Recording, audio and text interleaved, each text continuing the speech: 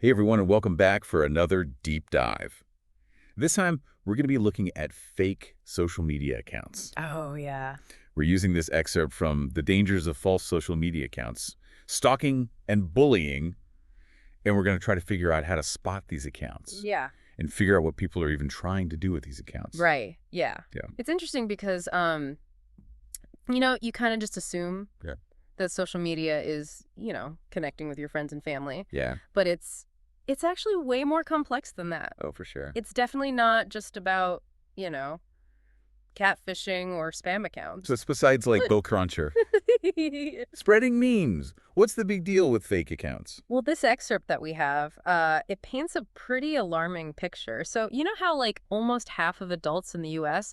now rely mostly on social media for their news? Yeah, I've heard that, yeah. It's kind of crazy, right? Right. And that's what makes it, ripe for manipulation. Right. We're talking about platforms like Instagram, TikTok, Facebook, X. Yeah, all the big ones. All the places where these fake accounts can just thrive. Just like more people getting their news from social media. Yeah. Means more opportunity for misinformation to spread. Exactly. And it's not just like, harmless rumors or urban legends. Like the excerpt talks about this one case where there was this made-up story about this political candidate, and it said that he had a criminal history. Oh, wow. And the story went totally viral on Twitter, and it was all fueled by fake accounts. Oh, no. Yeah, so it was shared thousands of times, and it actually changed the results of the election. Oh, wow. Yeah, so that's just, that's the power of misinformation. That's wild, yeah. Yeah. So, how can you even identify these fake accounts? There's got to be something that gives them away. Yeah, you would think so. But they're getting really sophisticated. Like, one thing the excerpt talks about is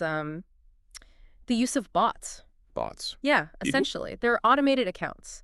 And they're programmed to do specific things like spread messages or even harass users. Oh, wow. Yeah, and they can mimic human behavior so well that it's getting hard to tell them apart from real people. That's so creepy. Yeah. So we have these bots going around spreading misinformation and messing with elections. Mm-hmm. But the excerpt also mentions stalking and bullying, which is just so creepy. It's like these accounts are being used as weapons now. Weapons. Yeah, it's scary. Like, imagine leaving a comment on a post, and then all of a sudden, you get all these hateful messages from tons of different accounts. Oh, gosh. Yeah, these bots will, dig up your personal information and photos, and they use it against you. That's scary. Yeah, and they don't stop. It's relentless. Oh, my God. It's like this digital mob is after you, no matter what you do. I bet it's not just celebrities getting targeted either. No, not at all. It can happen to anyone, right, regardless of their age or what they do or, how much they're online.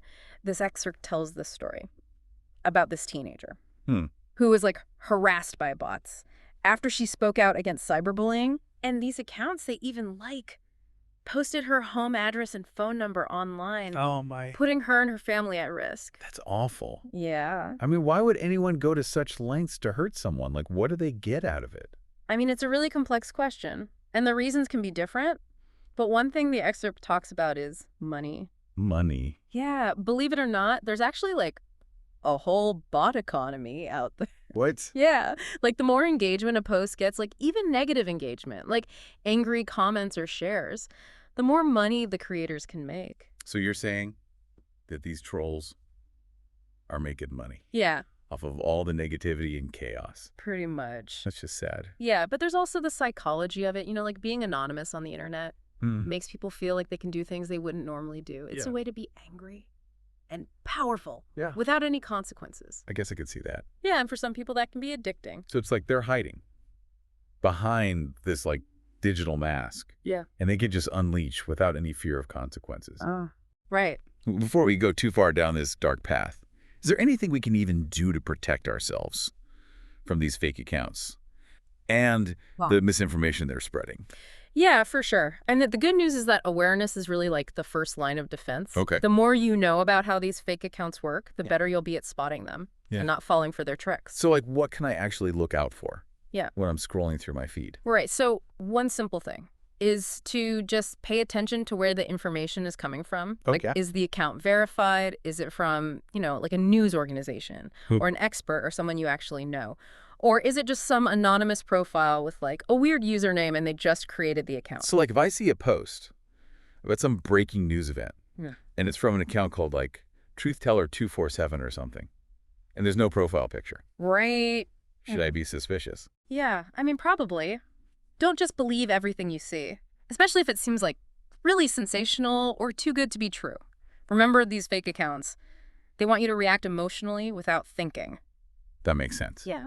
So I'm checking the source. What else? Okay, so another thing is, look for more evidence. More evidence. Yeah, like, does the information match up with what you already know?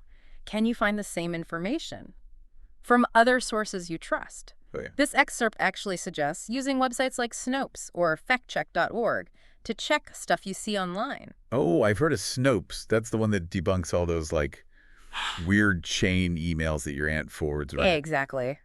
But they also cover all kinds of stuff, like viral claims and news stories, so you can figure out what's true and what's not. I guess a good rule of thumb is if you can't find, like, 2 or 3 reliable sources that all say the same thing, then you should probably be skeptical. Yeah, exactly. It's kind of like that saying, if your mama tells you she loves you, check it out. Haha, I like that. And don't forget about Google. Oh, yeah? Google. If something seems off, just take a few minutes to search it. You can read articles from real news outlets. Check Wikipedia.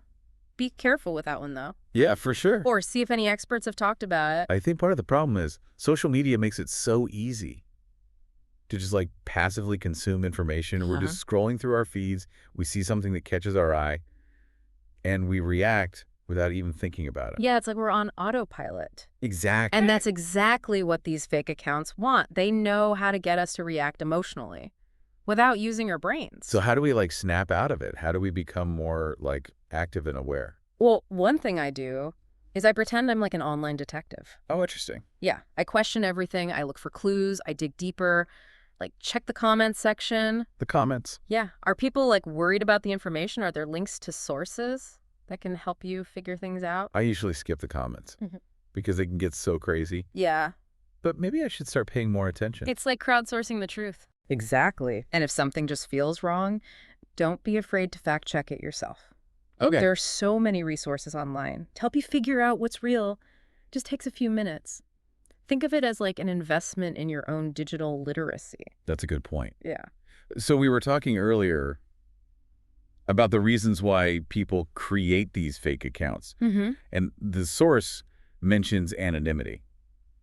Like, you could be whoever you want online. Right. And that's what makes this so complicated. It's not just bots and algorithms. It's real people with their own reasons for doing this. And for some people, the internet gives them this feeling of freedom that they don't have in their real lives. So there are other factors at play here. Oh, definitely. Like, for some people, creating fake accounts might be a way to try out different personalities or identities, or even to cope with things like social anxiety or loneliness. That's interesting. Yeah. And I mean, that doesn't excuse the bad stuff they do. Right, of course. But it does make things more complicated. So we have to think about both the technical side, like how these accounts are made, and also the human side, like why people are making them. Exactly. It's not a simple issue. Nope.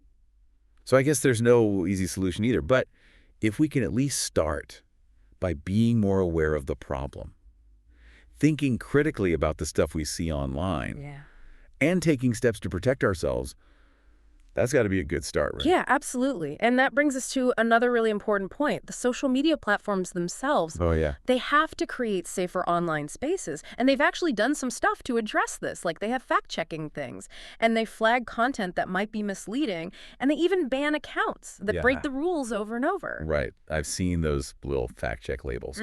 And platforms like Twitter and Facebook have been getting a lot of pressure to do something about misinformation and hate speech. But is it even enough? Because the source also talks about how hard it is for them.